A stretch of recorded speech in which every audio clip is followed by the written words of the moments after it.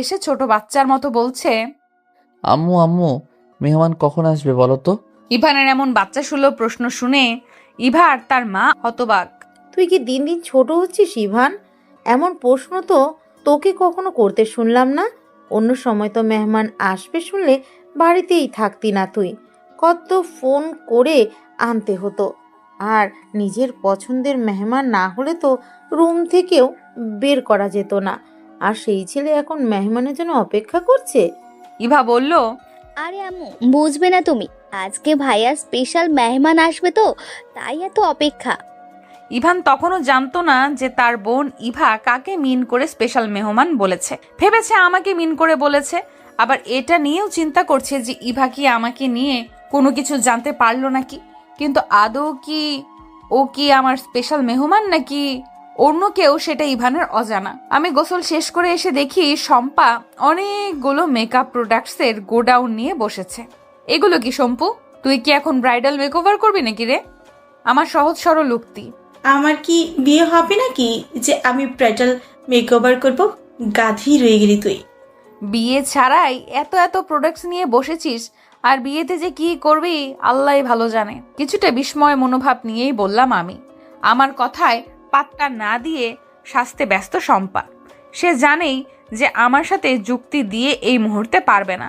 আর তাকে যে সাজিয়ে দেওয়ার কথা বলবে কিংবা বলবে যে তুইও একটু সেজে নে, সে চান্সও নাই। কারণ আমি এসব সাজুগুজুতে একদমই ইনভলভড না। আমার জন্য বিয়ে বাড়ি, মরা বাড়ি, খালি বাড়ি, সব বাড়ি একই রকম। আমি একই অবস্থায় থাকি, আলাদা কোনো রকম রং ঢং করি না। আর ভাবি মেকওভার তো দূরের কথা, আমি কখনোই সামান্য ক্রিম ছাড়া মুখে তেমন কিছুই লাগাই না।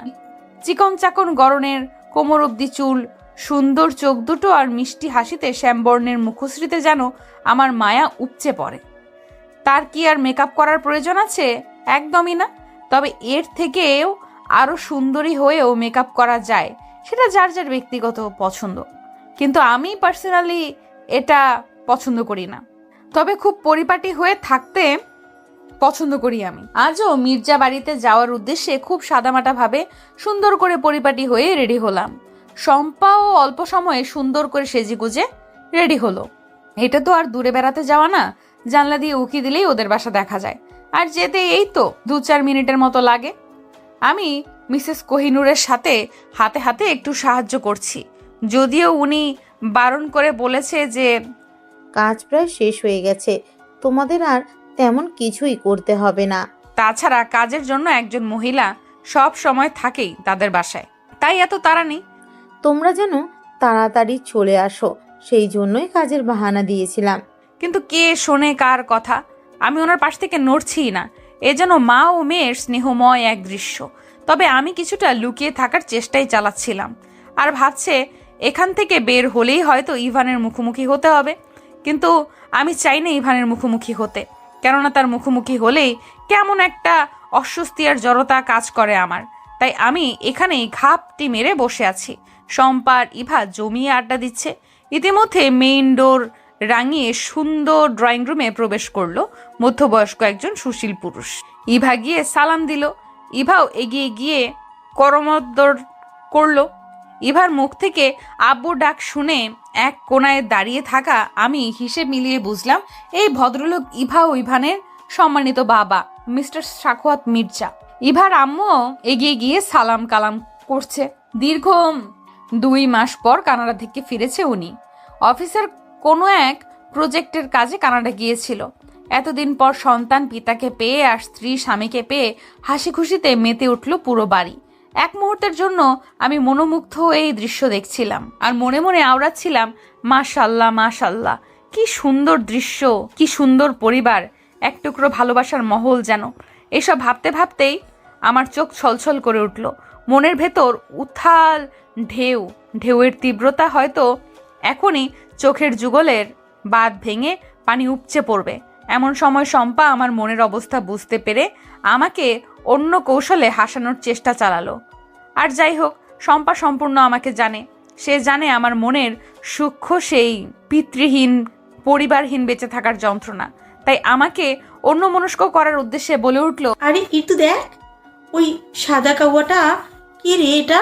আমি এতক্ষণ খেয়ালই করি নাই যে মিস্টার সাখোয়াতের সাথে খুব সুন্দর একজন অষ্টাদশী কিশোরী এসেছে, যে কিনা এখন ইভানের গা ঘেঁষে দাঁড়িয়ে থাকার চেষ্টা করে ইভা আর মিসেস কোহিনুরের সাথে কথা বলায় ব্যস্ত।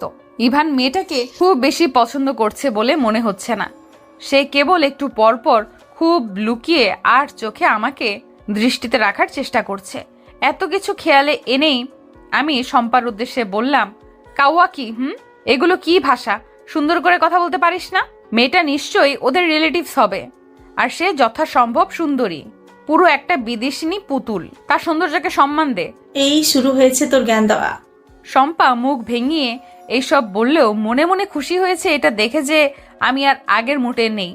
যদিও আমি এসব ভেবে পেয়ে কষ্ট পাবে, কারণ এইটা তো তার জন্মগত কষ্ট, এক প্রকার সাথী হয়ে গেছে এই কষ্ট।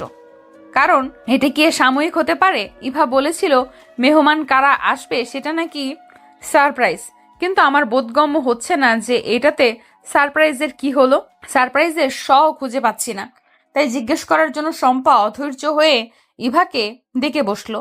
ইভা আচমকা ডাক পেয়ে কিছুটা দৌড়ে এসে বলল, এই সরি বাবা আর জেসিকে পেয়ে আমি তোমাদেরকে ভুলেই গিয়েছিলাম। এগুলো বলেই দুজনের হাত ধরে টানতে টানতে নিয়ে গেল সবার সামনে। আমার বিন্দু পরিমাণ ইচ্ছে ছিল না সবার সামনে গিয়ে পরিচিত হওয়ার, তবে এভাবে জোরাজুরি করারটাও ভালো দেখায় না বিধায় আসতেই হলো।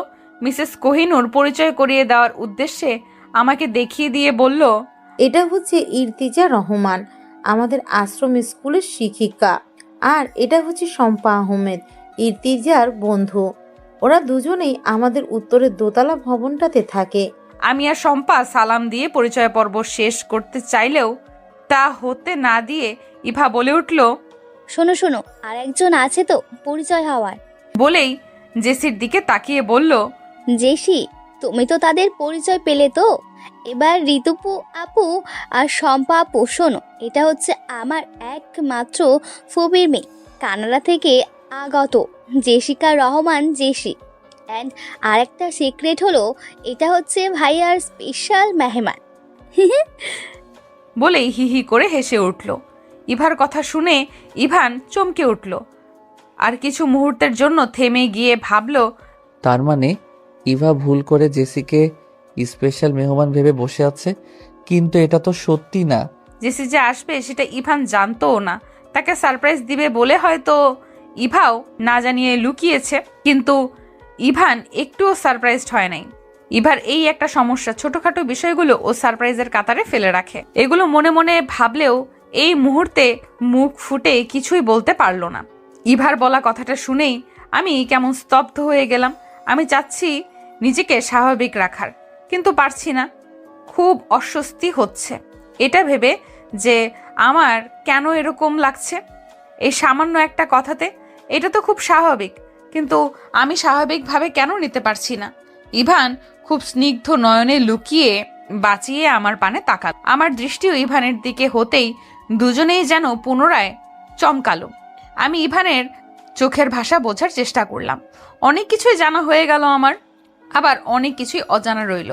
তবে কেন জানি আমার ভয় পেলাম এটা ভেবে যে তাহলে জেসি কি আমাদের মধ্যে তৃতীয় ব্যক্তি? ছি, এসব আমি কি ভাবছি? সে কেন তৃতীয় ব্যক্তি হতে যাবে? আর হলে হোক, তাতে আমার কি? আমি বা কে? এসব মিথ্যা সান্ত্বনা দিয়েও মনকে শান্ত করতে পারলাম না আমি। সব রকম অস্বস্তি বাদ দিয়ে আমি একপাশে চুপটি করে বসে আছি। শম্পা তড়িঘড়ি করে ইভাকে জিজ্ঞেস করলো, কি ব্যাপার ইভা, তুমি যে বললে আমাদের জন্য নাকি সারপ্রাইজ আছে? এই জেসিকা, জেসি না হয় ইভান ভাইয়ের স্পেশাল গেস্ট হতেই পারে, কিন্তু আমাদের জন্য কি স্পেশাল আছে শুনি? ইভাকে কিছু বলতে না দিয়ে ইভান বলে উঠল, ভালো কিছুর জন্য একটু ওয়েট করতে হয়, খুব তাড়াতাড়ি যেগুলো পাওয়া যায় ওগুলো স্পেশাল হতেই পারে না। জেসি গদগদ কণ্ঠ নিয়ে বলে উঠল, তুমি আমার জন্য অনেক সময় ওয়েস্ট করেছো, তাই না ইভান ভাইয়া? কি করবো বলো, তোমাদের শহরে যেই পরিমাণ ট্রাফিক জ্যাম। জেসিকার আগ বাড়িয়ে ন্যাকামো দেখে মনে মনে বিরক্ত হলো ইভা। এবারও ইভা কিছু বলার সুযোগ পেল না। ইভান বলে উঠল, তুমি যে আসবে সেটাই আমি জানতাম না, সো এখানে ওয়েট করার প্রশ্নই আসে না।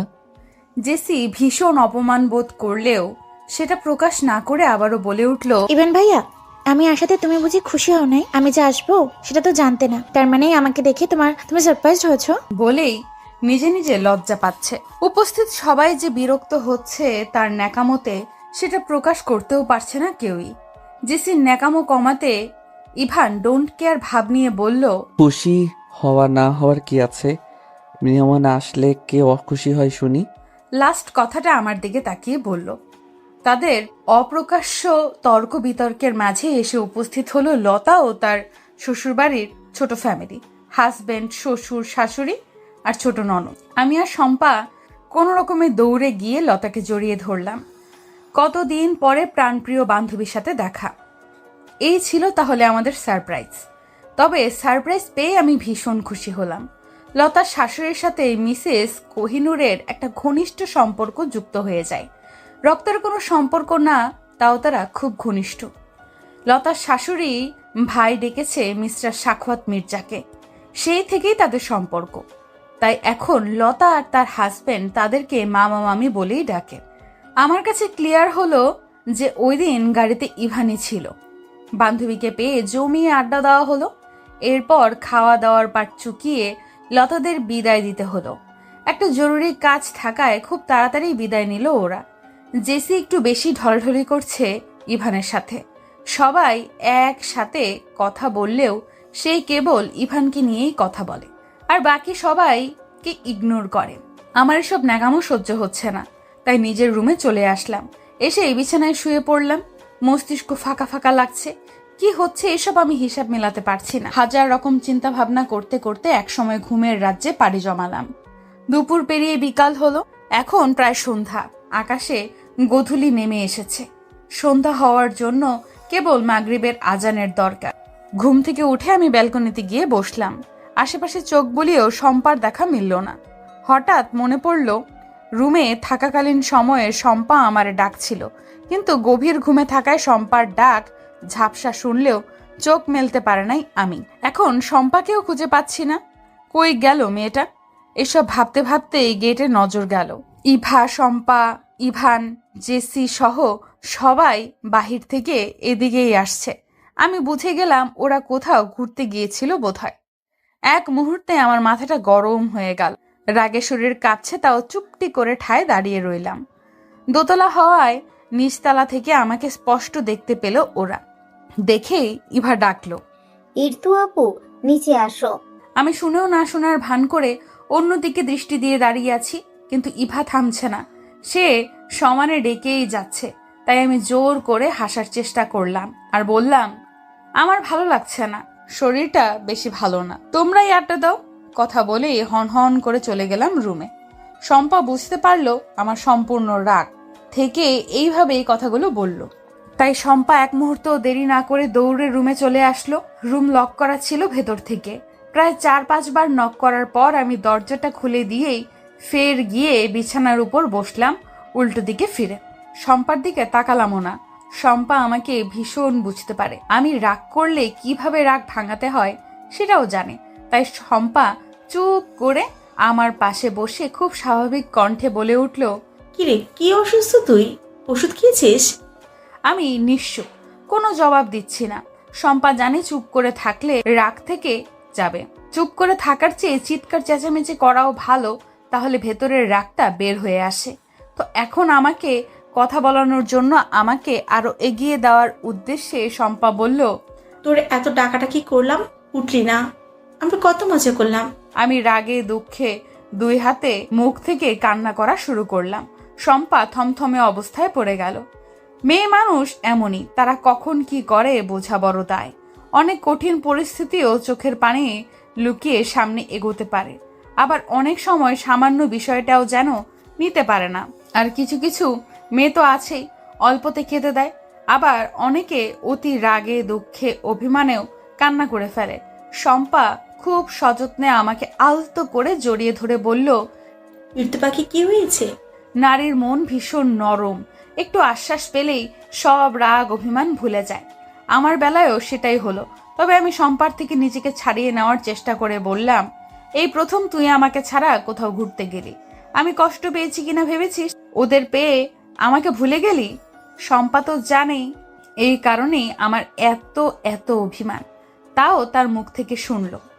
আমার চোখের অবশিষ্ট পানিটা গাল বেয়ে পড়ে যাওয়ার আগেই শম্পা নিজ হাতের আঙুলের সাহায্যে মুছে দিয়ে বলল, লক্ষ্মী বোন আমার, শুনবি তো আগে যে কি হয়েছে। আমি এবার কান্নাকাটি বন্ধ করে নিজেকে প্রস্তুত করে শম্পার দিকে ফিরে বসলাম কি হয়েছে সেটা জানার জন্য। শম্পা একদমে বলা শুরু করলো, তুই চলে আসার পর আমি চলে আসতে চাইলেও ইভা দিল না আসতে, বলল আরেকটু থেকে যাও। তারপর প্রায় আধা ঘন্টা পর ওই বেয়াদব মেয়ে জেসি শুরু করেছে ইভান যেন তাকে নিয়ে ঘুরতে চায়। আঙ্কেল আন্টি সবাই বোঝালো যে এতটা পথ জার্নি করে এসেছো তো একটু রেস্ট নাও। আসলে তো আজকেই বাকি দিনগুলো তো পড়েই আছে ঘুরোঘুরি করার জন্য।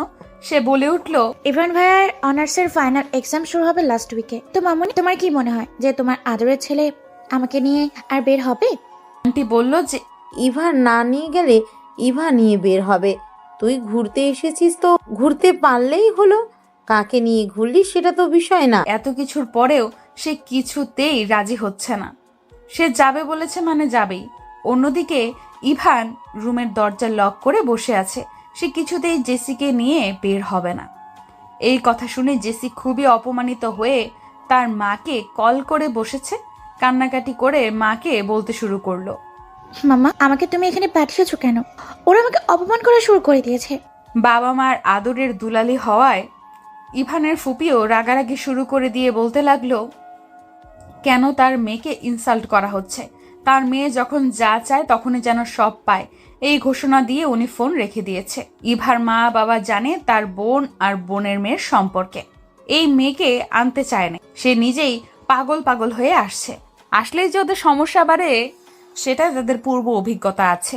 দিশেহারা হয়ে মিসেস কোহিনূর তার ছেলে ইভানকে বুঝিয়ে সুঝিয়ে রাজি করিয়ে বের করলো।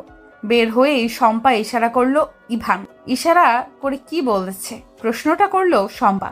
আমি জবাব দিলাম, আমি কিভাবে জানবো না বললে? ইভান শম্পাকে ডেকে বলল, শম্পা, তুমি বরং এই টিচারকে ডেকে নিয়ে আসো, সবাই মিলেই বের হই। তারপর আর তোকে কি আর ডাকাডাকি করলাম, কিন্তু তুই তো উঠলিই না। সবটা শুনে আমি একটা নিঃশ্বাস ফেলে বললাম, কোথায় গিয়েছিলি ঘুরতে? শম্পা হেসে দিয়ে বলল, আরে ওই জেসি বেহায়াটা যতটা না জেদি তার চেয়ে বেশি জেদি আর বুদ্ধিমান আমাদের ইভান ভাই। সেও শুধু বাসা থেকে বের হয়ে স্কুলের আশপাশ ঘুরেছে। আর ওই যে রাস্তার ডান পাশে বড় খেলার মাঠ আছে, ওইখানে একটু বসে থেকে চলে এসেছে। আমি নিরুত্তর। শম্পা ফের বলল, মজার ব্যাপার কি জানিস, ইভান ভাই যে আমাদের সাথে লোক সেটা তার ভাবসাব দেখে বুঝাই যায়নি।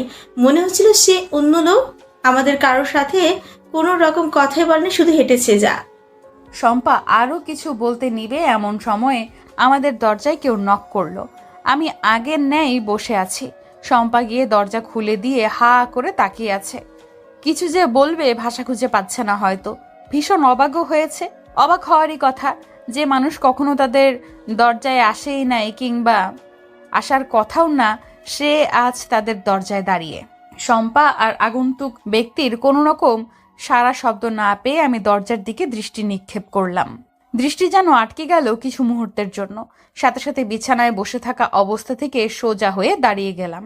আমাকে কোনো রকম সিনক্রেট করার সুযোগ না দিয়ে শম্পাকে পাশ কেটে ইভান সোজা রুমে ঢুকে আমার পাশে এসে দাঁড়ালো। আমি নড়াচড়া করার কথাও যেন ভুলে গেলাম।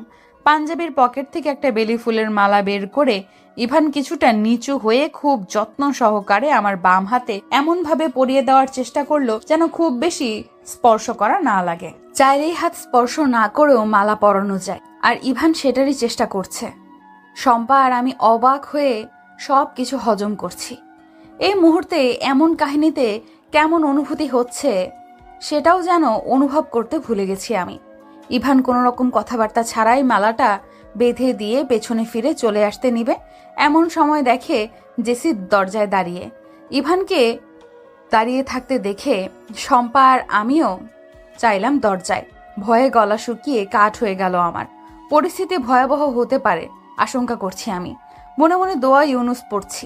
ইভান প্রথম মুহূর্তে একটু হকচকিয়ে গেলেও নিজেকে সামলিয়ে নিয়ে দরজায় দাঁড়িয়ে থাকা জেসি আর ইভা ভয়ে ভয়ে জিজ্ঞেস করলো, জেসি জোর করে নিয়ে এসেছে। এবার জেসি কিছুটা তিক্ত মনোভাব নিয়ে বলল, ভাগ্যিস এসেছিলাম, তা না হলে তো তোমার ফ্রেম নিলে মিস হয়ে যেত। তা আমরা এসে ডিস্টার্ব করলাম বুঝি মিস্টার ইভান? ইভান জোরে একটা ধমক দিয়ে বলল, জেসি, নিজের লিমিটের মধ্যে থাকো, লিমিট ক্রস করো না, ভালো হবে না বলে দিলাম।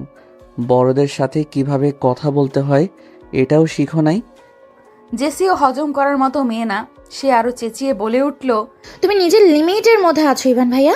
একটা থার্ড ক্লাস মেয়ের সাথে তুমি নিজেকে জড়াচ্ছ। ওর মতো একটা মেয়ের সাথে তো আমার মিশতেই রুচিতে বাঁধে। না আছে রূপ, না আছে পরিবার, বংশগত যোগ্যতা। ওরা কোন ছেলেই কখনো বিয়ে করার জন্য পছন্দ করবে বলো? আমার তো মনে হয় না। জেসি তার কথাটা শেষ করতে না করতেই ইভান সজোরে একটা থাপ্পড় মারল জেসির গালে। আশপাশ স্তব্ধ হয়ে গেল। জেসি নিজের গালে হাত দিয়ে অগ্নিদৃষ্টি নিক্ষেপ করলো ইভানের দিকে। ইভান আঙুল উঠিয়ে বলল, কে কাকে বিয়ে করার জন্য পছন্দ করবে আর কে কাকে বিয়ে করার জন্য পছন্দ করবে না সেটা তোমার দেখার বিষয় না।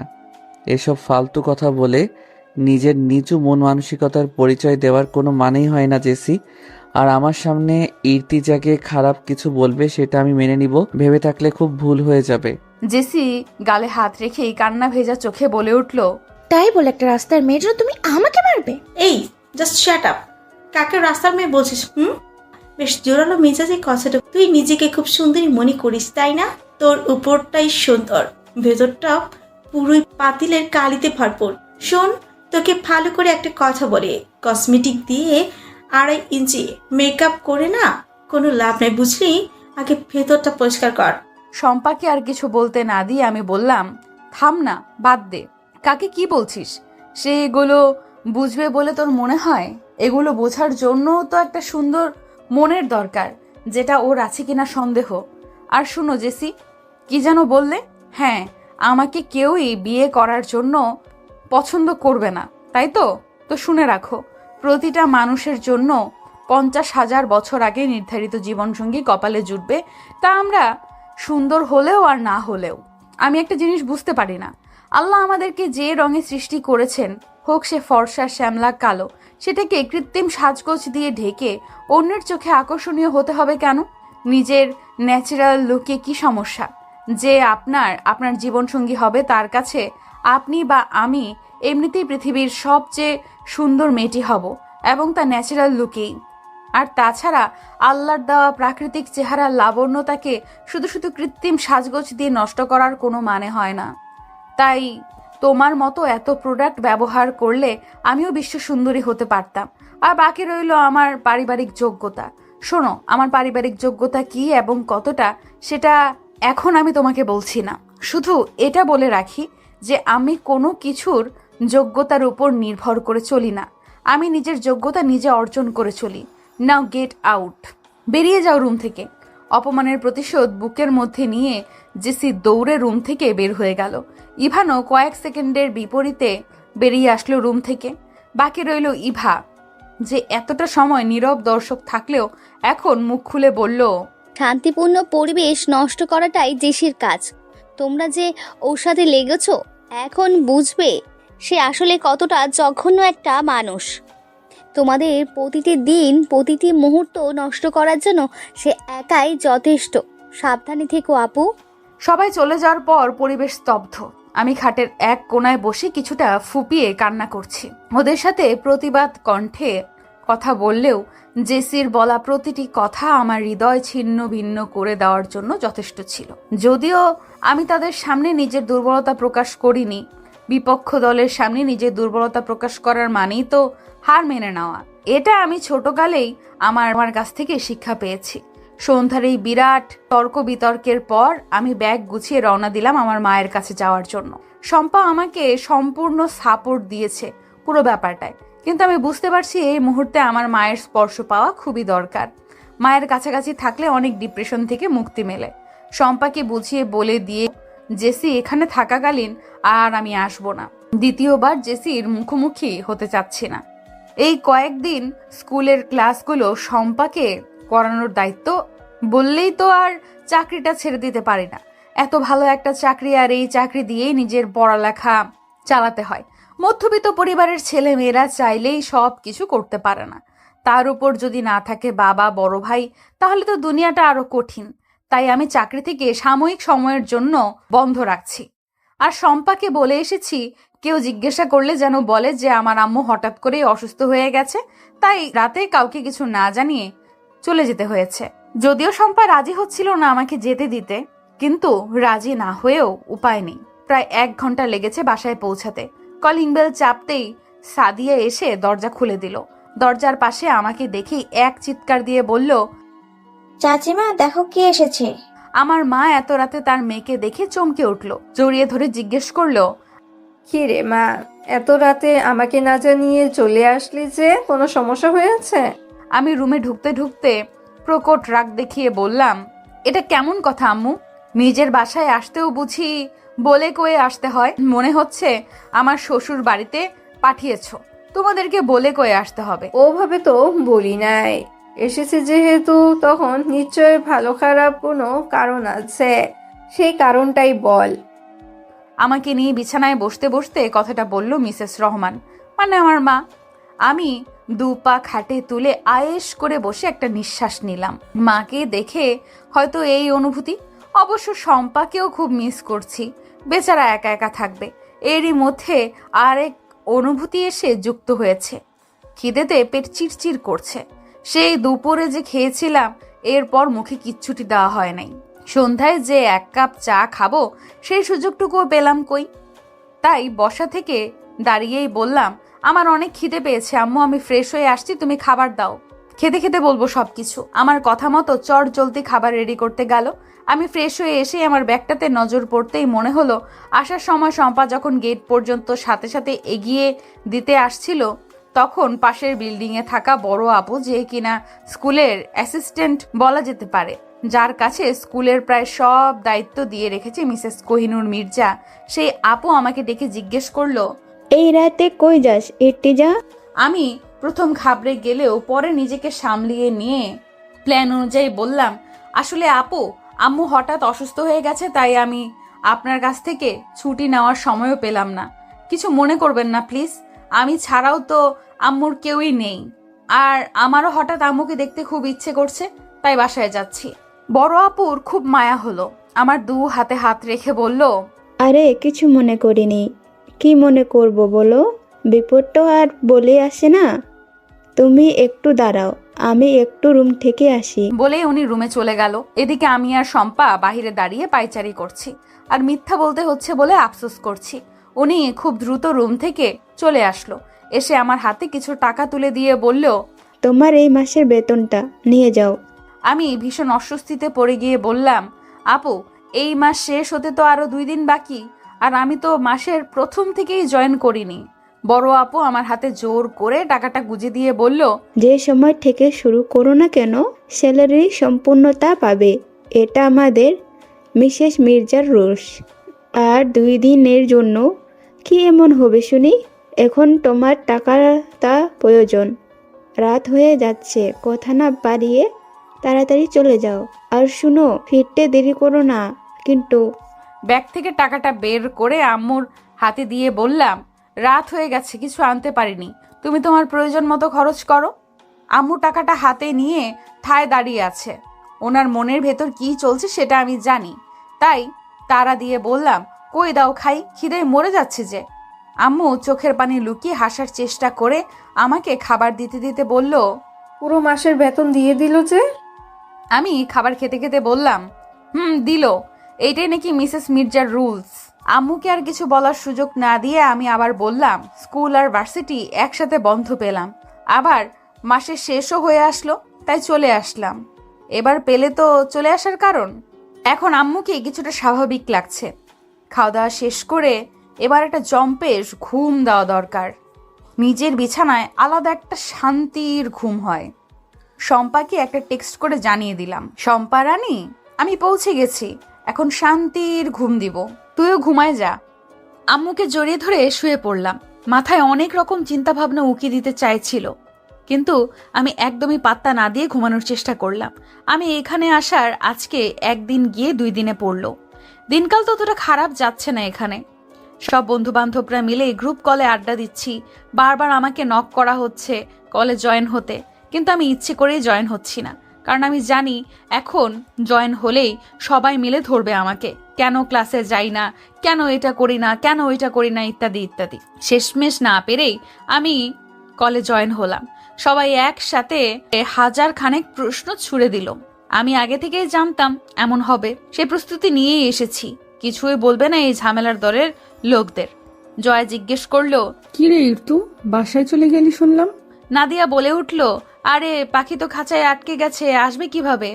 শম্পাকে উদ্দেশ্য করে জিজ্ঞেস করলো সাবিনা।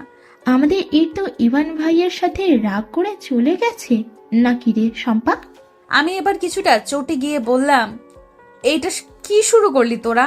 ইভান কে? ওর সাথে কি আমার রিলেশন আছে, নাকি সে আমাকে এখন পর্যন্ত প্রপোজ করেছে? হুদাই তোরা ব্যাপারটা বাড়াচ্ছিস।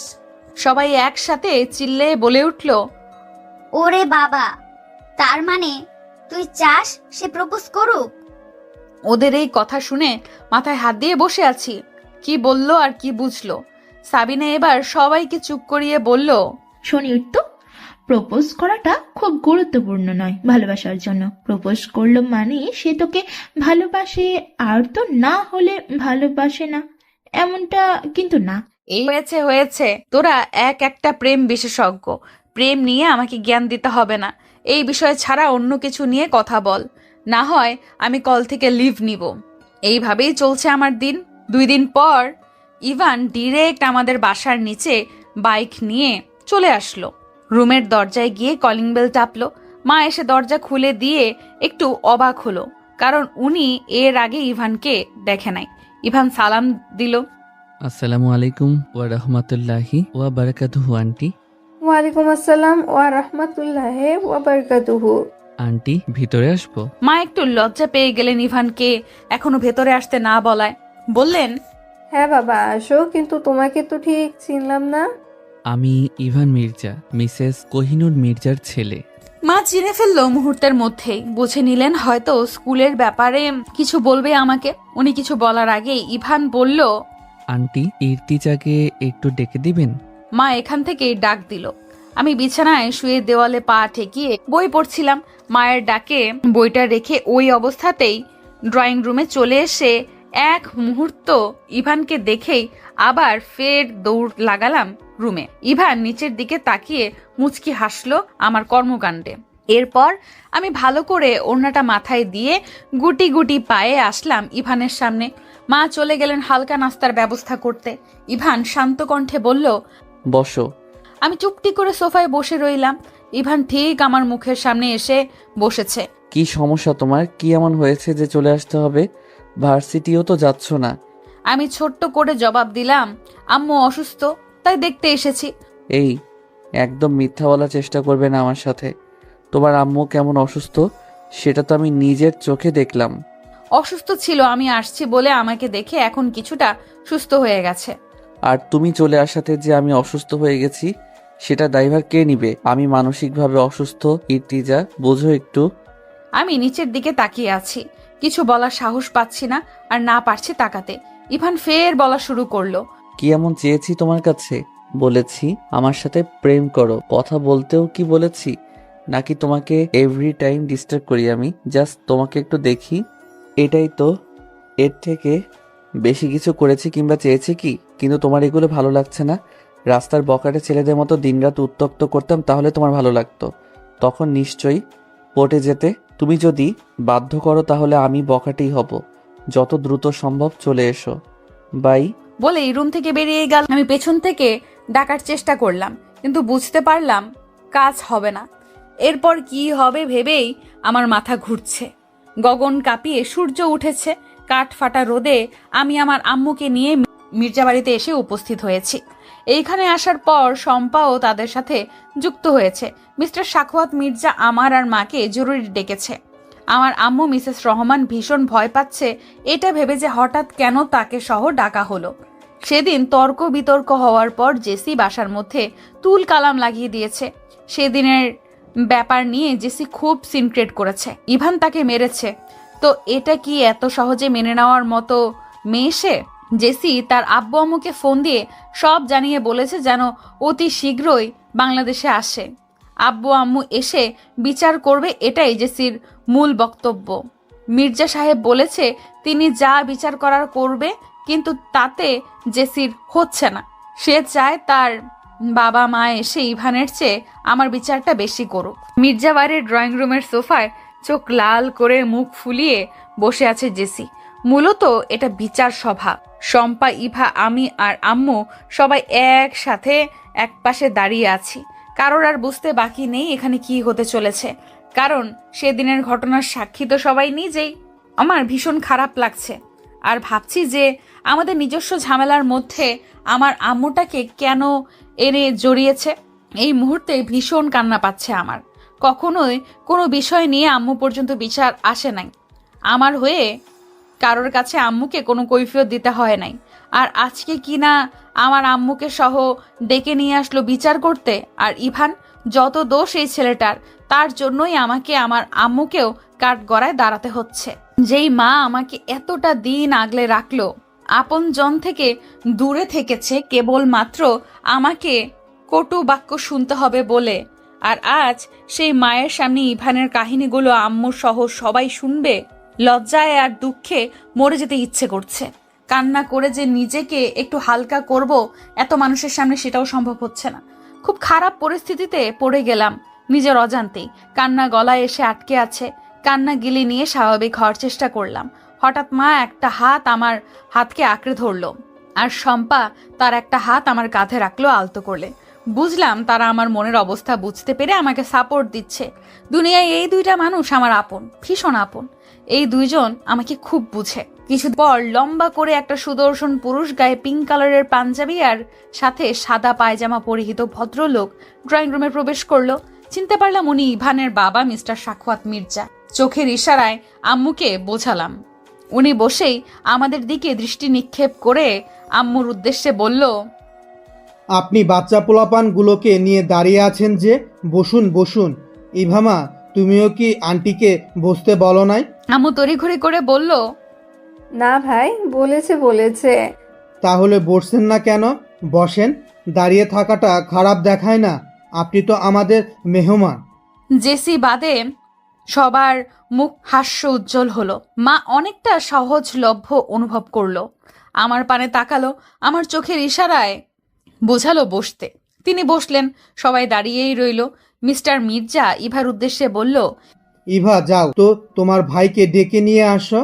ইভা গেল ইভানকে ডাকতে। আমি ভয় পাচ্ছি খুব, না জানি কি হয়। আম্মু যদি এসব জানে কি হবে তখন। ইভান ড্রয়িং রুমে প্রবেশ করে চুপটি করে দাঁড়িয়ে রইল। আমাকে একটু দেখতে ইচ্ছে করছে, তবে নিজের বাবার সামনে এই অভদ্রতাটা করতে ইচ্ছে করলো না, তাই দৃষ্টি সামলিয়ে রাখলো। মিস্টার মির্জা আর মিসেস মির্জা ভীষণ ভালো মনের মানুষ, কিন্তু তারই বোন আর বোনের মেয়ের স্বভাব চরিত্র তাদের থেকে আলাদা। ওনারা চেয়েছিল ব্যাপারটা নিজেরাই মিটিয়ে নিতে, কিন্তু জেসির জন্য তাও সম্ভব হলো না। সে তার বাবা মাকে অতি শীঘ্রই আসতে বলেছে। মিস্টার মির্জা এবার মিসেস রহমানকে উদ্দেশ্য করে বলল, আসলে আপা, আপনাকে যে কারণে ডাকা হয়েছে, যদি অনুমতি দেন তো আমি বলতে চাচ্ছি। জি ভাই, সমস্যা নেই, বলেন। তবে শুনলাম আপনার বোন আর বোনের জামাই আসলে নাকি বিচার হবে, তাহলে তাদের জন্য একটু অপেক্ষা করি। আমি তীক্ষ্ণ দৃষ্টি আমার মায়ের পানে, মাকে বোঝার চেষ্টা করছি। মিস্টার মির্জা ওনার কথায় ভীষণ লজ্জা পেয়ে গেল। সিসি, কি বলছেন আপা? কিসের বিচার হবে? মিসেস মির্জা ও হাজবেন্ডের সাথে সুর মিলিয়ে বলল, কিসের বিচার আপা? ছেলে মেয়েরা একটু আধটু দুষ্টুমি করবেই। আপা, দুষ্টামি তো করতেই পারে, তবে অন্যায় করলে তো অবশ্যই শাস্তি পাওয়া উচিত। আমি কিছুটা ঘেমে গেছি ভয়ে। আমি জানি আমার মা কতটা শক্ত মনের মানুষ। তিনি একেবারে অন্যায় সহ্য করতে পারে না। মির্জা সাহেব আবার বললেন, আমার বোনেরা তো বেড়াতে আসছে। জেসি বলে উঠল, না পাপ্পা, মামা বেড়াতে নয়, বিচার করতে আসতেছে। চুপ করো জেসি, বড়দের কথার মাঝে যে কথা বলতে নেই, এটা তোমারই সামনে দাঁড়িয়ে থাকা মেয়েগুলো থেকে শিখো। থার্ড ক্লাস মেয়েদের থেকে এখন আমাকে ভদ্রতা শিখতে হবে। মির্জা সাহেব একটা ধমক দিয়ে বলল, আবারও বেয়াদবি করছো?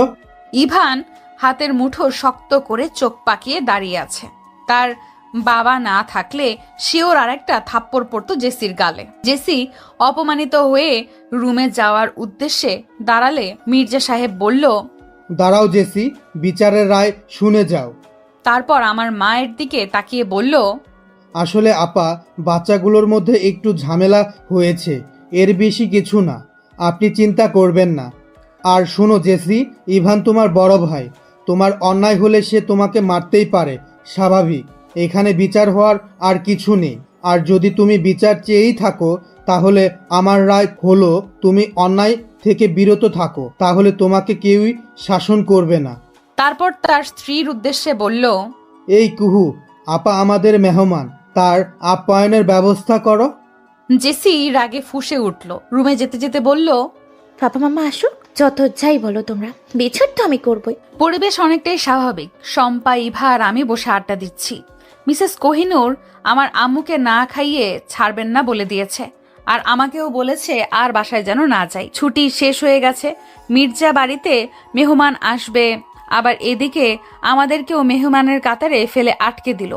আমার আম্মু মিসেস কোহিনূরের সাথে কিচেন রুমে হাতে হাতে একটু সাহায্য করছে, যদিও উনি চায়নি করতে দিতে, কিন্তু মহিলা মানুষ বসে খেতে পারে না। ইভান রুমে বসে বসে বোরিং হচ্ছিল, অপেক্ষা করছিল কখন তার বাবা বের হবে আর সে একটু আমাদের সাথে আড্ডাতে যুক্ত হতে পারবে। কিছু সময় পর মিস্টার সাখাওয়াত মির্জার ফোন কল বেজে উঠল। জেসির বাবা মিস্টার জোয়ারদার রহমান কল করে জানিয়েছে যে তারা এয়ারপোর্টে এসে পৌঁছে গেছে, মাত্র বাসার উদ্দেশ্যে রওনা হলো। তাই উনি হাঁক ছেড়ে ডেকে বলল, কুহু, ওরা নাকি প্রায় চলে আসছে, আমি গেলাম বাহিরে, ওদের নিয়ে ফিরবো, তোমরা তাড়াতাড়ি সব গুছিয়ে নাও। বাবার কথা ইভান পর্যন্ত পৌঁছানোর সাথে সাথেই ইভান ড্রয়িং রুমে এসে দেখলো কেউই নেই। কি ব্যাপার, ওরা তো এখানেই ছিল, গেল কই?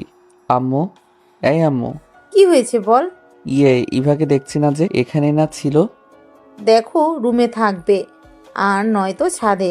ইভান বুঝলো রুমে নয়, ওদেরকে ছাদেই পাওয়া যাবে, কারণ রুমে থাকলে অন্তত আওয়াজ পাওয়া যেত।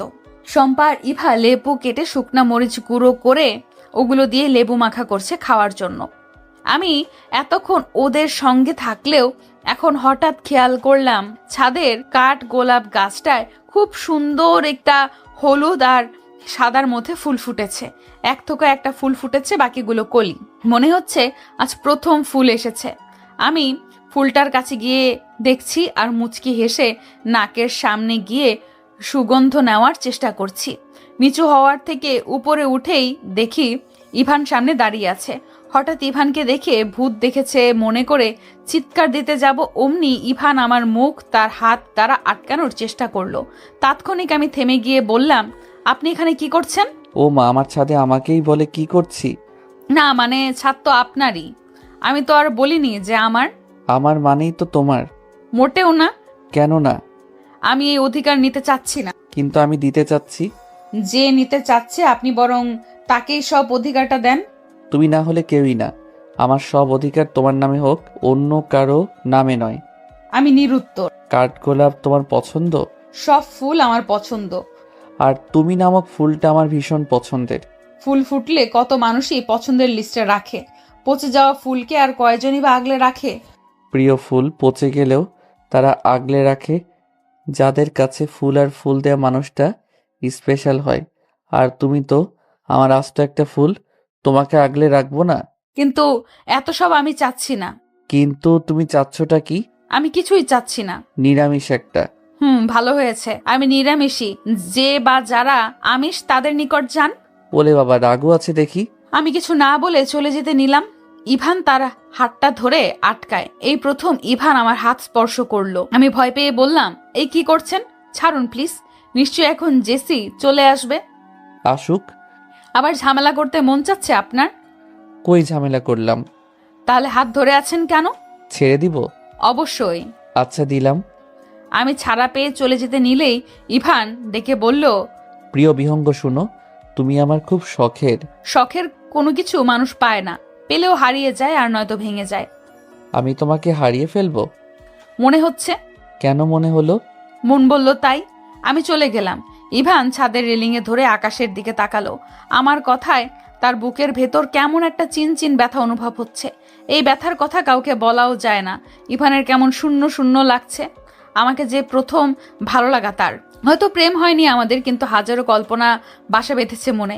ভেবেছিলাম সব পূর্ণ করব, কিন্তু আমি যে বললাম হারিয়ে ফেলবে। না না, এরকম কিছু হবে না। ঈদ তো আমারই। এইসব বলেই মনকে শান্ত করার চেষ্টা চালাচ্ছে ইভান। দুপুর প্রায় 3:15। ড্রয়িং রুমে উপস্থিত সবাই মেহমানদের জন্য অপেক্ষা করছে। আমি একটু ভয় পেলেও এটা ভেবে মনকে শান্ত করছি যে জেসির মন এখনো ছেলে মানুষই, তাই এমন করছে। কিন্তু জেসির মা বাবা হয়তো ইভানের বাবা মায়ের মতো ভালো মনের হবে। কিন্তু আমি তখনও জানতাম যে কি ঝড় আসতে চলেছে আমাদের মাঝে। মিসেস কোহিনূর হরেক রকম খাবার দিয়ে ডাইনিং টেবিল সাজিয়ে বসে আছে। এতটা পথ জার্নি করে আসবে, আবার এখন খাওয়ারও টাইম। বাসার বাকি সবাইও তাদের জন্য অপেক্ষা করছে। তারা আসলেই একসাথে খাবে বলে। জেসি সোফায় বসে আছে তার বাবা মার জন্য। মনে মনে আনন্দ পাচ্ছে এটা ভেবে যে এবার শায়েস্তা করবে আমাদেরকে। জেসির দিকে তাকালেই আমার ভয় হচ্ছে। কিছু সময় পর মিস্টার সাখওয়াত মির্জা তার বোন আর তার বোনের হাজবেন্ড মির্জা জোয়ারদার রহমানকে নিয়ে বাসায় পৌঁছালো। রুমে ঢুকেই জেসি দৌড়ে এসে বাবা মাকে জড়িয়ে ধরে ন্যাকা কান্না শুরু করলো। উপস্থিত সবাই ভেবাচাকা খেয়ে ওর নাটক দেখছে। ইভানের ফুপি মিসেস জেসমিন মেয়ের মাথায় একটু করে হাত বুলিয়ে পাশ কেটে চলে আসলো। কিন্তু আমি এর পরের কাহিনী দেখে চোখের পানি আটকে রাখতে পারছি না। জেসি তার বাবাকে জড়িয়ে ধরতেই তার বাবা তাকে আগলে নিয়ে কপালে চুমু খেয়ে এটা সেটা জিজ্ঞেস করছে। বাবা মেয়ের এমন খুনসুটিগুলো আমার দেখতে ভীষণ ভালো লাগে ও কষ্ট লাগে অনেক। বাবাকে নিয়ে হাজারো স্বপ্ন ছিল আমার, কিন্তু আমার এমন অভাগী ছিলাম যে আমার আম্মু আমাকে বাবার একটা ছবি পর্যন্ত দেখায়নি। তাই দূর থেকে জেসির কর্মকাণ্ড দেখে আমার বুকের ভেতরটা কেমন হাহাকার করছে। সবাই ফ্রেশ হয়ে ড্রয়িং রুমে বসে একসাথে খোশ গপ্প করার উদ্দেশ্যে কিছু সময় পর খাবে বলে জানিয়েছে। এখানে সবাই আছে বলে মিসেস কোহিনূর ইভাকে ডেকে বলল, ইভা, তোমার আন্টিকে ডাকো। আমার মা কিচেনে কিছু একটা করছিল। ইভা গিয়ে তাকে ডেকে বলল সে যেন সবার সাথে দেখা করতে আসে। হাতের কাজটা রেখে মিসেস রহমান ড্রয়িং এর উদ্দেশ্যে পা বাড়ালো। মিসেস রহমান আসতেই মির্জা সাহেব তার বোন আর বোনের হাজবেন্ডকে দেখিয়ে বললেন, আপা, এনারা হচ্ছে আমার বোন আর তার হাজবেন্ড মিস্টার জোয়ারদার রহমান। আমার আম্মু নামটা শুনে একটু চমকে তাকালো। তাদের দিকে তাকাতেই চোখ আটকে গেল। উপস্থিত সবার দৃষ্টি তখন ওনার দিকেই। মির্জার জোয়ারদার রহমানও ওনাকে দেখে চমকে উঠল। তার চোখ দেখে মনে হচ্ছে উনি পালাতে চাচ্ছে। আমি কেবল ফ্যাল ফ্যাল করে দেখছি আর বোঝার চেষ্টা করছি যে হচ্ছেটা কি। সমস্ত রুম জুড়ে নীরবতা। আমার আম্মু দাঁড়িয়ে থাকা থেকে ঢলে পড়ে গেলেন মেঝেতে। আমি যথাসম্ভব দ্রুত এসে আমার আম্মুকে জড়িয়ে ধরলাম। কি হয়েছে আম্মু, কি হয়েছে তোমার? একটু পানি। শম্পা, একটু পানি নিয়ে আয় না। শম্পা দৌড়ে গিয়ে টেবিল থেকে এক গ্লাস পানি এনে আমার মাকে পানি মুখে দিয়ে বলল, একটু একটু করে খাও আন্টি। একটু পানি মুখে নিয়ে আম্মু উঠে বসার চেষ্টা করলো।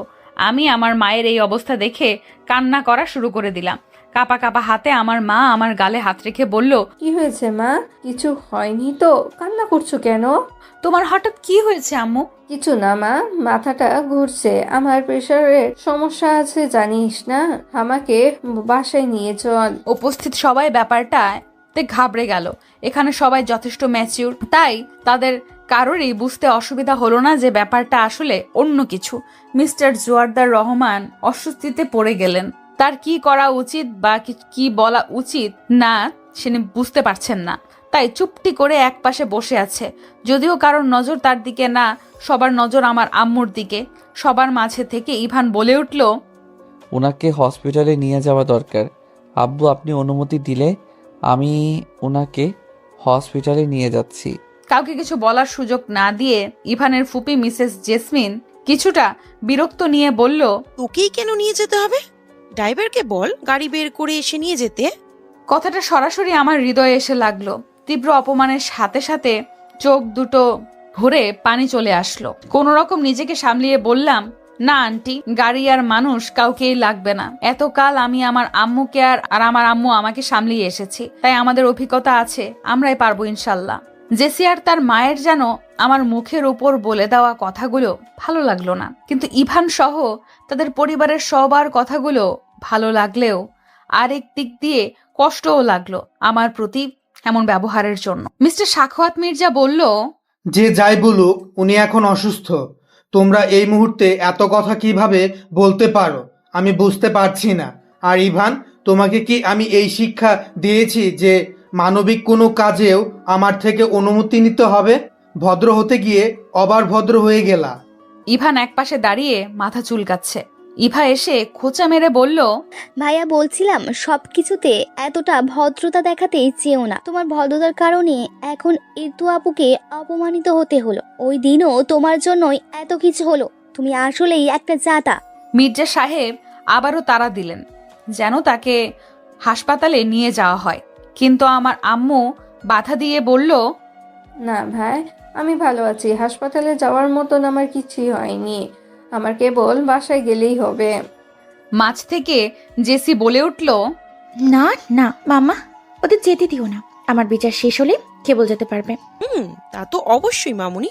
মনে হচ্ছে এই মহিলা পালানোর জন্যই অসুস্থতার ভান করছে। তা না হলে হসপিটালে যেতে চাচ্ছে না কেন? বাসায় যেতে চাচ্ছে।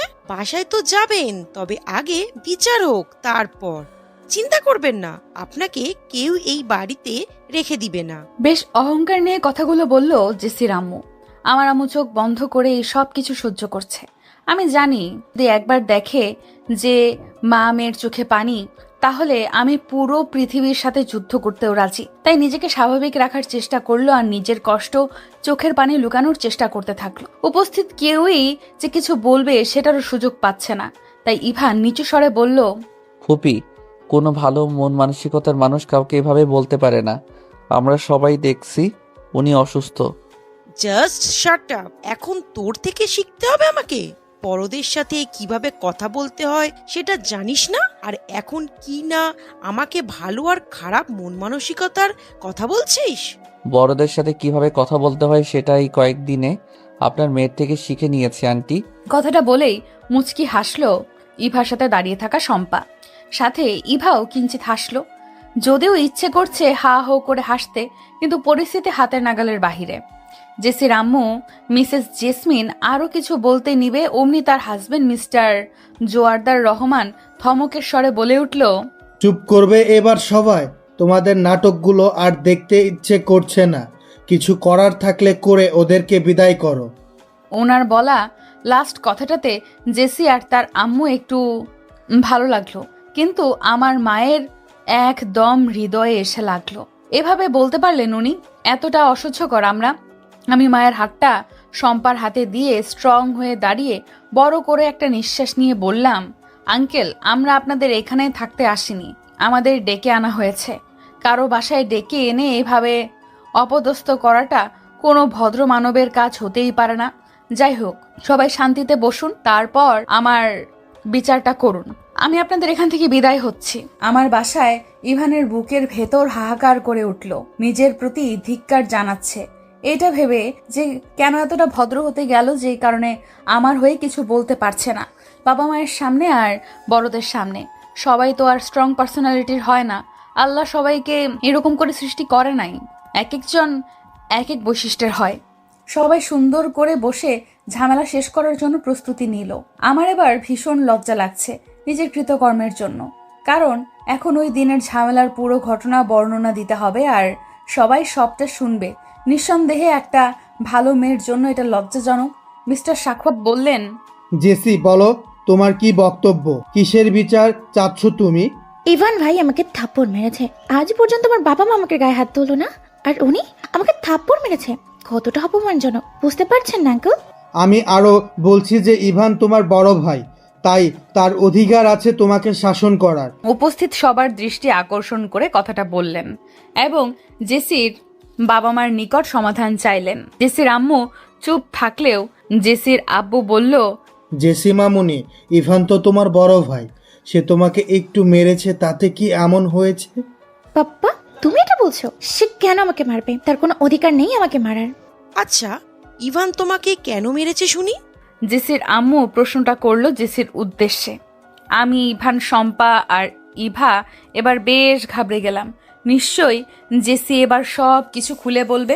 জেসি বলল, সেদিন ইভান ভাইয়াকে এত করে বললাম আমাকে একটা বেলি ফুলের মালা কিনে হাতে পরিয়ে দিতে, কিন্তু সে দিলই না। বাসে এসে দেখি 3rd ক্লাস মেয়েটার রুমে গিয়ে তার হাতে বেলি ফুলের মালা পরিয়ে দিচ্ছে। এটা আমার রিয়াক্ট করা উচিত না বলো তোমরা? আমি রিয়াক্ট করেছি বলে ইভান ভাই আমাকে থাপ্পড় মেরে দিল।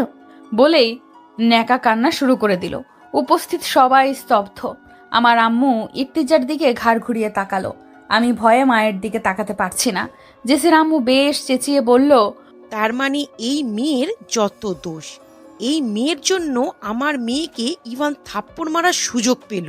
ওনার এমন উল্টাপাল্টা যুক্তি দেখে ইভান প্রায় রেগেই গেল। যখনই কিছু বলতে যাবে তাকে থামিয়ে দিয়ে তার বাবা বলল, জেসি যা বলল সব কি সত্যি? জি আব্বু। ইর্তিজার সাথে তোমার কোনো সম্পর্ক আছে? ইভান কোনো রকম ভঙ্গিমা না করে সোজা বলে দিল, আমি ইর্তিজাকে ভালোবাসি আব্বু, কিন্তু তার সাথে আমার কোনো সম্পর্ক শুরু হয়নি। ইর্তিজার পক্ষ থেকে কোনো রকম সাড়া ছিল না। আমি এখানে দাঁড়িয়ে থাকার শক্তি পাচ্ছিলাম না। ইভান আমাকে ভালোবাসে এই কথা সবার সামনে বলছে, এর আগে আর বলাও হয়নি। কথাটাতে আমি আর ইভান দুজনেই নার্ভাস ফিল করছি।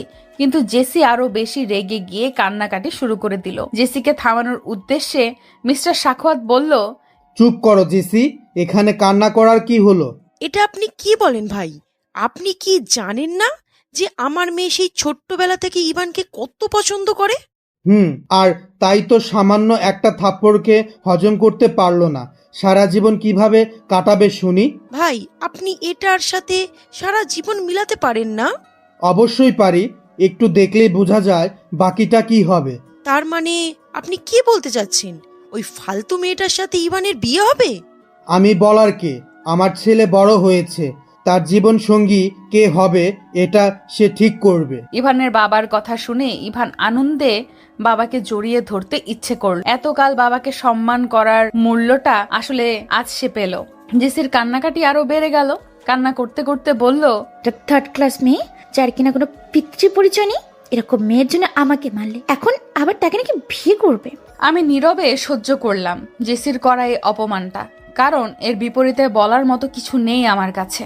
আমার আম্মু মিস্টার জোয়ারদার রহমানের দিকে তাকিয়ে দুফোঁটা চোখের পানি ফেললো। জেসির আম্মু মেয়ের কান্না দেখে ভীষণ চটে গিয়ে আমাকে উদ্দেশ্য করে বলল, এই মেয়ের যত দোষ, এই মেয়ের জন্য আমার মেয়ের চোখে পানি এত, আমার মেয়ে এত কষ্ট পাচ্ছি। বেয়াদব একটা মেয়ে, কোনো বংশ পরিচয় নেই, ভেবেছে কার গলায় ঝুলে গেলেই বাঁচি। আমার মেয়ের না হয় বংশ পরিচয় নেই, তোমার তো বংশের পরিচয় আছে অনেক। তাহলে তুমি কেন অন্য কারো হাজব্যান্ডের গলায় ঝুলে গেলে? দুনিয়ার পুরুষ লোকের অভাব পড়েছিল বুঝি? উপস্থিত সবাই আবারও ভীষণ অবাক হলো আম্মুর এ কথায়। জেসির বাবা মিস্টার জোয়ারদার রহমান একটু নড়ে চড়ে বসলেন। এবার জেসির আম্মু অনেকটা রুক্ষে ওনার সামনে এসে বললেন, কি? আমাকে এত বড় কথা? সাহস কত এই মহিলার? এই কে আছো? গলা ধাক্কা দিয়ে বের করে দাও এই চরিত্রহীন মা ও মেয়েকে। বেশ জোরে সোরে একটা থাপ্পড় পড়লো মিসেস জেসমিনের গালে। মিসেস জেসমিন গালে হাত দিয়ে চোখ লাল করে তাকিয়ে আছে সামনে থাকা জেদি মহিলা মিসেস রহমান, মানে আমার মায়ের দিকে।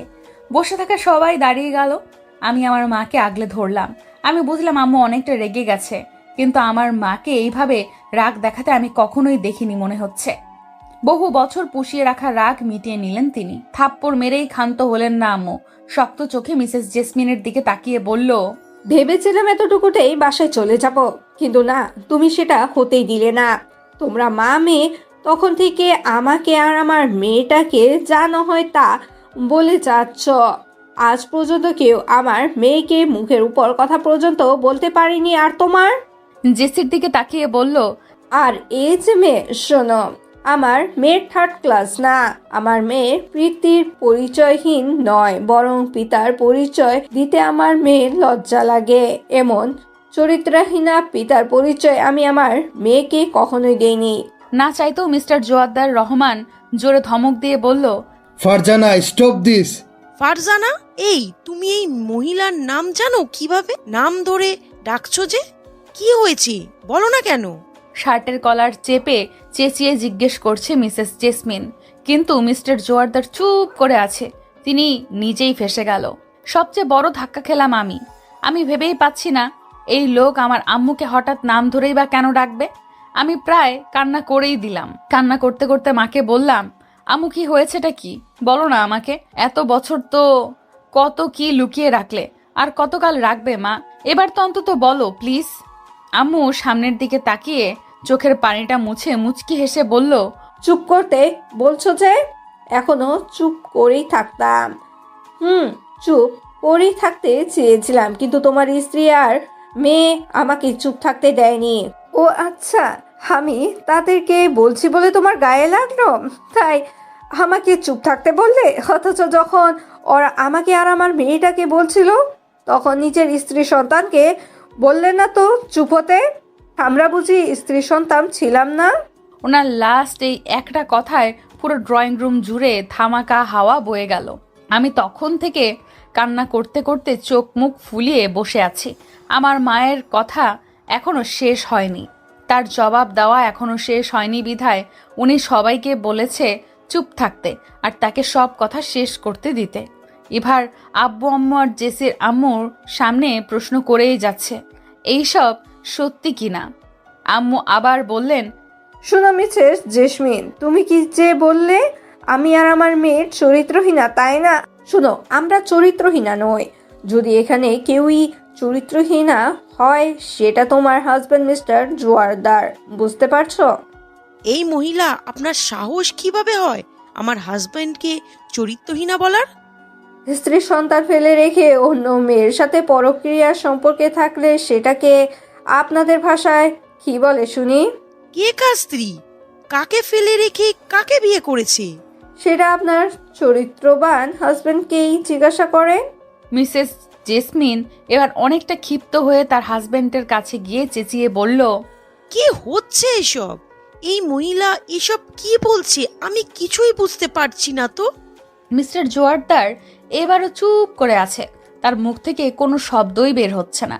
তাকে দেখে মনে হচ্ছে উনি বাক প্রতিবন্ধী, কথা বলতে পারে না। হাজবেন্ডের সাথে অনেক জোরাজোরি করেও কিছু বের করতে না পেরে জেসমিন আবার ছুটলো আমার আম্মুর কাছে।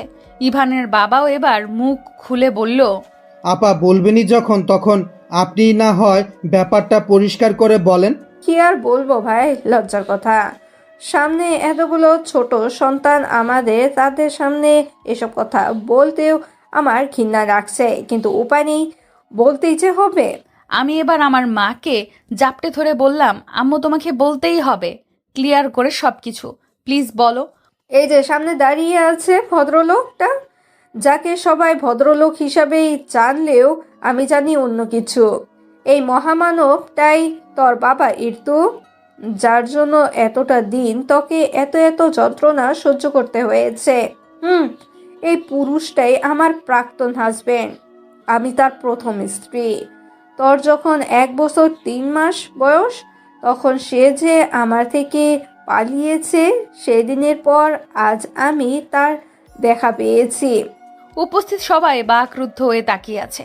আমি চিৎকার করে উঠলাম এবার, আমি কখনোই আমার বাবাকে এই রূপে দেখতে চাইনি। আমি আমার বাবাকে অতি উঁচু স্থানে জায়গা দিয়ে রেখেছিলাম, কিন্তু সে কিনা একজন প্রতারক। কিন্তু বাবা তো, আমার শুধু মনে হচ্ছে এত দিন বাবার খোঁজ না পেয়েই ভালো ছিল।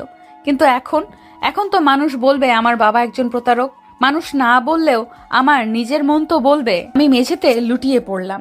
অন্যদিকে জেসি আর তার আম্মু প্রায় খেপে গেল। জেসি চেঁচিয়ে বলছে, বিশ্বাস করে না, এই মহিলা মিথ্যে বলছে। কিন্তু যখন দেখলো তার পাপ্পাও কোনো প্রতিবাদ করছে না, তখন বুঝে নিল হয়তো সবটাই সত্যি।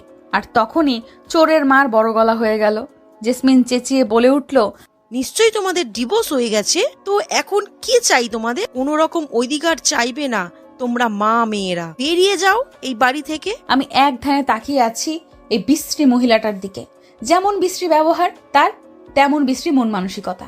জেসমিনের এমন কথায় মিস্টার সাখোয়াত মির্জা মৃদু ধমক দিলেও সে থেমে নেই। সে তার গানই গাইছে। এবার খুব বিশ্রী ভাবেই বলল, তুই এসেছিস আমার হাজবেন্ডকে নিতে, আর তোর মেয়ে এসেছে আমার মেয়ের মাঝে ভাগ বসাতে। দুটোই একই চরিত্রের। ইভান এবার কিছুটা জোরেই বলল, উল্টোটা হবে ফুপি, তুমি ওই আন্টির হাজবেন্ডকে নিয়েছো আর তোমার মেয়ে যাচ্ছে তারই মেয়ের মাঝে আসতে। তবে মনে রেখো, তোমার হাজবেন্ডের চরিত্রে সমস্যা ছিল বলে এমন ভালো মহিলাকে রেখে তোমার কাছে গিয়েছিল, কিন্তু আমার চরিত্র আর রুচি এতটাও খারাপ হয়নি যে লক্ষ্মী রেখে এমন শাকচুন্নিকে চয়েস করব। দরকার পড়লে সারা জীবন সন্ন্যাসী হয়ে থাকবো, তাও তোমার মেয়েকে বিয়ে করব না। জেসি এবার তেড়ে এসে বলল, তোমার সাথে আমার মতো হাই লেভেলের মেয়েকে চায় না। যার রুচি এমন তার সাথে থার্ড ক্লাস মেয়েরে যায়। মিস্টার সাখাওয়াত মির্জা জেসিকে ধমক দিয়ে বলল, এমন উদ্ভট আচরণ করে নিজের নিচু মন মানসিকতার পরিচয় দিও না জেসি। আমার মেয়েকে কেন ধমকাচ্ছ ভাই? ওই মা মেয়েকে রেখে কি এখন তামাশা দেখবে নাকি? তামাশা তো তোমরা দেখাচ্ছ।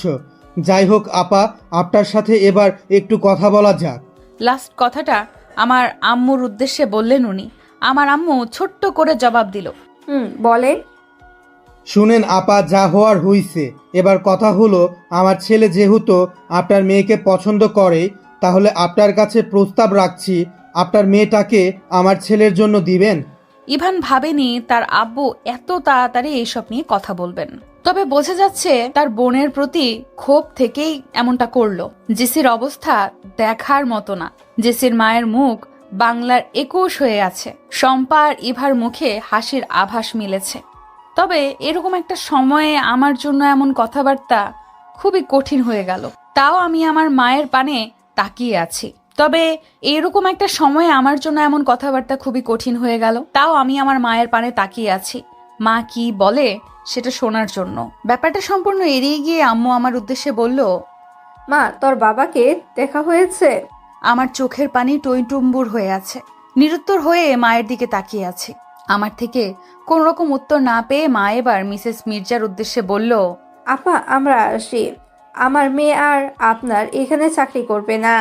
ইর্তিজা, চল, বাসায় যেতে হবে। মিস্টার সাখাওয়াত মির্জার প্রস্তাব ইনডাইরেক্টলি নাকচ করাতে উনি বেশ অপমান বোধ করলো। তাই উনি আর কথা না বাড়িয়ে নিশ্চুপ হয়ে আছে। ইভান অনেকটা বাধ্য হয়েই বলল, আন্টি বাসায় যাবেন মানে? আব্বু যে বলল কিছু তো বলেন, আর প্লিজ না করবেন না। ইভানের আম্মু এবার বলল, আপা, ইর্তিজা আর থাকবে না এখানে। এটা কি বলছেন আপা? এটা কিভাবে হয়? মেয়েটার প্রতি কতটা মায়া জমে গেল। শুনেন আপা, আমার মেয়ের জীবনে তাকে কখনো আমি চোখের পানিটুকু পড়তে দেইনি কিছুর জন্য। যদি আমার মেয়ে কখনো কান্না করে থাকে তাহলে সেটা তার বাবার জন্য। আর আজ আপনার এখানে আমার মেয়ে একটুকু ভালো থাকার জন্য এসেছিল, কিন্তু সে তার সম্পূর্ণ ভালো থাকার কারণটাই হারালো। এতদিন যেই কুৎসিত অতীতটা আমি আমার মেয়েটার থেকে লুকিয়ে রেখেছিলাম, আজ সেটাও উন্মোচন হলো। আজকের মতন এত দুঃখ কষ্ট আর কান্না আমার মেয়ে আর কখনোই পায় নাই। তাই আজকেই যেন এটাই প্রথম আর শেষ দিন হয় আমার মেয়ের জন্য। এটাই আমার চাওয়া। আপনার এখানে থাকলে আমার মেয়ে কতটা ভালো থাকবে সেটা আমি মা বুঝে গেছি। হাই রইল বিয়ে। আপনারা সবাই রাজি থাকলে আমি আমার মেয়েকে এই পরিবারের বিয়ে দিতে রাজি না, এবং এটা কখনো সম্ভব না। এই পরিবারের সীমানায় আমি আমার মেয়ের ছায়াও আমি পড়তে দিব না। একপাশে এলোমেলো হয়ে বসে থাকা আমি এবার চোখ তুলে মায়ের দিকে তাকালাম। মায়ের মুখ কঠিন থেকে কঠিনতর হয়ে আছে। এবার ইভানকে একবার বোঝা যাচ্ছে ইভানের মনের অবস্থা। এতটা এগিয়ে যাওয়ার পরেও প্রিয় মানুষকে না পাওয়ার যন্ত্রণা কতটা তীব্র সেটা কেবল তারাই জানে যাদের প্রিয় মানুষকে পেয়েও অল্প ভুলের জন্য কিংবা অন্যের ভুলের জন্য হারিয়ে ফেলে। ধমকে বললেন, কি হলো? এখনো বসে আছিস কেন? চলে আয়। আমি এলোমেলো পায়ে কয়েক পা এগিয়ে গিয়ে বললাম, আম্মু, আমি একটু ওনার সাথে কথা বলতে চাই। আমার মনের অবস্থা একজন মা ভালো করেই বুঝতে পারে। তাই আম্মু মুখের কঠিন ভাব বজায় রেখেই বললেন, জাস্ট 2 মিনিট। পেছন ফিরেই সবার মাঝে দাঁড়িয়ে থাকা মিস্টার জোয়ারদার রহমানকে দৌড়ে গিয়ে জড়িয়ে ধরলাম আমি। মায়ের কাছে অনুমতি নেওয়ার সময় উনি বলাতে ইভান সহ সবাই ভেবেছিল হয়তো ইভানের কথা বলছি, কিন্তু এখন এমন কাণ্ড দেখে সবাই চমকে উঠল। আমি এসব পরোয়া করলাম না। আমি বহু বছর পর পাওয়া বাবাকে খুব যতনে জড়িয়ে ধরে কান্না করতে থাকলাম। আকস্মিক ঘটনায় আমার বাবা মিস্টার জোয়ারদার রহমানও বেশ চমকালো। এই মুহূর্তে আমার জন্য তার বেশ মায়াও হচ্ছে। এমন সময় হিংসায় জর্জরিত হয়ে জেসি এসে আমার হাত ধরে টেনে ধরে বলল, এছাড় তুই আমার বাবাকে জড়িয়ে ধরেছিস কেন? এটা শুধু আমার পাপ্পা। একটু জড়িয়ে ধরতে দে না বোন, এতদিন তো তুই পেয়েছিস বাবার আদর, আমি তো আর কেড়ে নিচ্ছি না। সবাই প্রায় কেঁদেই দিল আমার এমন পাগলামো দেখে। এই মেয়েটা বাবার জন্য কত কি করছে, কত কটু বাক্য, কত আনন্দ উল্লাস, কত স্বপ্ন, কত আশা আকাঙ্ক্ষা ভাত দিয়ে দিয়েছে। এই সব কিছুর সাক্ষী একমাত্র শম্পা। আমার আহাজারি শুনে জেসি ফের বলল, ছাড়, নাকা কান্না করবেন একদম, তোদের শুধু সব ধান্দা। আমি তোদের মামের নাটক বিশ্বাস করিনি। মিস্টার জোয়ারদার এবার জেসিকে একটা ধমক দিয়ে বলল, চুপ করো জেসি। আমি যেন একটু আশকারা পেলাম। হ্যাঁ, এই আহ্লাদিপনাটাই তো চাইতাম আমি। হয়তো বাবা আমাকে সব কিছু থেকে আগলে রাখবে, বাবার রাজকন্যা হব আমি। কান্না করতে করতে ফুপাতে লাগলাম। বাবা এবার হালকা করে আমার মাথায় একটু হাত রাখলো। আমার কান্না যেন এতে আরো বেড়ে গেল। সকল লাজ লজ্জা ভুলে গিয়ে ছোট্ট মেয়ের মতো বাবার বুকে মাথা ঠেকিয়ে বাবা বাবা বলে ফুপিয়ে কান্না করছি। বাবা মাথায় হাত রাখায় একটু ভরসা পেয়ে বাবার প্রতি থাকা সব অভিযোগ এর খুলি নিয়ে বসলো। জানো বাবা, সেই ছোট্টকাল থেকে মাকে কতবার তোমার কথা জিজ্ঞেস করেছি, কিন্তু মা তো তোমার ব্যাপারে কিছুই বলে নাই আমাকে। জানো বাবা, তোমাকে এক নজর দেখার জন্য আমার দু চোখ অধীর আগ্রহে থাকতো, কিন্তু তোমাকে এভাবে দেখতে চাইনি আমি। বাবা জানো, সবাই আমাকে কত কথায় যে শোনাতো তুমি নেই বলে। তুমি কেন এই জাহান্নামে আমাদেরকে ছেড়ে চলে গিয়েছিলে? কি দোষ ছিল বাবা আমার? তুমি চাইলে পারতে আমাদেরকে সুন্দর একটা জীবন দিতে, বলো পারতে না বাবা? বাবা চুপ করে আছে, তার কাছে যে কোনো প্রশ্নের উত্তরে জানা নেই। আমি আমার বাবার বুক থেকে ঠেলে মেঝেতে পড়ে চিৎকার করে বলে উঠলাম, জানো, পৃথিবীর নিষ্ঠুরতম মানুষজন যারা আমাকে বলতো আমি পিতৃহীন, পরিচয়হীনা, দেখো তোমরা, আমি পিতৃহীনা না, আমার বাবা আছে। এই সুদর্শন পুরুষটাই আমার বাবা, যে আমাকে জন্ম দিয়েছে কিন্তু পিতৃতান্ত্রিক কোনো আনন্দ দেয় নাই। এটা তার দোষ নয়, এটা আমার কপালের দোষ। আমার কপালে ছিল না। আমার আহাজারিতে পুরো ড্রয়িং রুম স্তব্ধ। কেউই যে আমাকে সান্ত্বনা দিবে সেটাও পারছে না, কারণ একজন আমার এমন অশান্ত রূপ দেখে হতবাক হয়ে তাকিয়ে আছে। ইভান তার কষ্ট ভুলে গিয়ে আমার দুঃখে দুঃখিত হয়ে ঠায় দাঁড়িয়ে আছে। এলোমেলোভাবে মেঝেতে বসে থাকা আমার মাথায় দ্বিতীয়বারের মতো হাত রেখে বাবা বললেন, আমাকে ক্ষমা করে দিস মা, আমি চাইলে তোকে সুন্দর একটা জীবন দিতে পারতাম। ভীষণ আফসোসের স্বরে কথাটা বলেই উনি ড্রয়িং রুম ত্যাগ করে চলে গেলেন। আমি এখনো ওইভাবেই বসে আছি। কিছু সময়ের জন্য কান্না থামিয়ে মায়ের দিকে তাকিয়ে বললাম, আম্মু, আমার সব কষ্ট শেষ। দেখেছো, উনি আমাকে মা বলে ডেকেছে, এতেই আমার হবে। আমার আর কোনো কিছুই চাওয়ার নেই। চলো বাসায় চলে যাই আমরা। শম্পা এসে হাত ধরে আমাকে উঠতে সাহায্য করলো। শম্পার দিকে তাকিয়ে মুচকি হেসে বললাম, আমি ঠিক আছি রে। চোখ মুছতে মুছতে শম্পা বলল, আমি তো জানি আমার ইর্দে পাখি অনেক স্ট্রং। এবার বিদায়ের পালা। বিদায় নিতে হবে যে আমাদেরকে। এইখানে থাকার কোনো পরিস্থিতিই নেই আমাদের। আমি মিস্টার মির্জা আর মিসেস মির্জার কাছে গিয়ে বললাম, আন্টি, আঙ্কেল, আমাদের জন্য আপনাদের বাসায় এত ঝামেলা হলো, আমি খুব দুঃখিত। আমরা আসি এবার। মিস্টার মির্জা নিচের দিকে তাকিয়ে আছে এক দৃষ্টিতে। মিসেস মির্জা আমার মাথায় হাত বুলিয়ে দিয়ে বলল, দোয়া করি মা, অনেক ভালো থেকো। নিঃশব্দে চোখের পানি মুছে নিয়ে ইভার সামনে এসে দাঁড়ালাম। মুহূর্তেই ইভা জড়িয়ে ধরলো আমাকে। আপু ভীষণ ইচ্ছে করেছে তোমাকে যেতে না দিয়ে রেখে দিতে, কিন্তু সেই মুখ আমাদের নেই। খুব মনে পড়বে তোমাকে। যেখানে থাকো ভালো থেকো। আমি আবারও চোখের পানি ডান হাতের সাহায্যে মুছে নিয়ে ইভার গালে হাত রেখে বললাম, কান্না করছো কেন বোকা মেয়ে? কান্না করলে তো তোমাকে খুব পচা দেখায়, একটু হাসো তো। ইভা নিচের দিকে তাকিয়ে ফুপাতে লাগলো। আমি ছোট্ট করে বললাম, ভালো থেকো মিষ্টি মেয়ে। সবার থেকে বিদায় নেওয়া হয়ে গেছে। মিসেস রহমান অল্প দূরে দাঁড়িয়ে মেয়ের আহাজারি দেখছে। এবার ডেকে একটু তাড়া দিয়ে বলল, ইর্তিজা হয়েছে তো, আসো এখানে, আমার দম বন্ধ হয়ে আসছে মা। মায়ের দিকে চোখ তুলে তাকাল, চোখের পানি মুছতে মুছতে বলল, এই তো আম্মু, শেষ, আসছি। সবার পেছনে এক কোনায় দাঁড়িয়ে আছে ইভান। পুরুষ লোক কান্না করতে পারে না, এটা আমরা সবাই জানি। ইভানও হয়তো কান্না করছে না, তবে তার চোখের দিকে তাকালে বোঝা যাচ্ছে সে কান্না লুকাচ্ছে। আমি ধীর পায়ে ইভানের দিকে এগিয়ে গেলাম। আজ অনেকটা কাছে গিয়েই দাঁড়ালাম।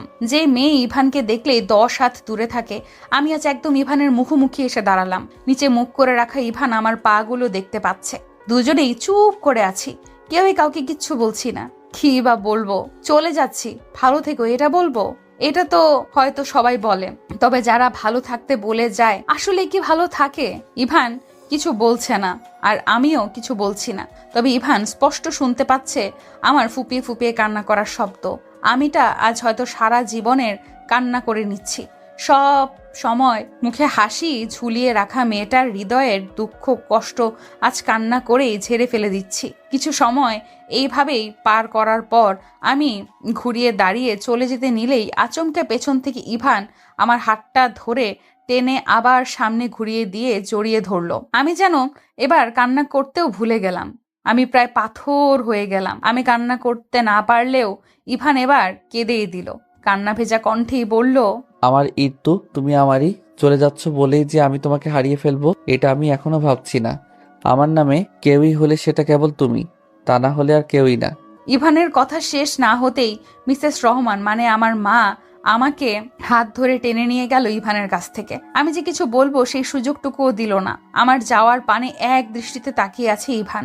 এলোমেলো পায়ে হেঁটে ইভানের চোখের সামনে থেকে অস্পষ্ট হচ্ছে আমি, আর মনে মনে নিজের জীবনকে ধিক্কার জানিয়ে বলছি, কেন এমন জীবন হলি? একটু সুখ কি আমার জন্য ছিল না? হয়তো ছিল না। ইভান আর আমার বিচ্ছেদের সাক্ষী হয়ে রইল সম্পূর্ণ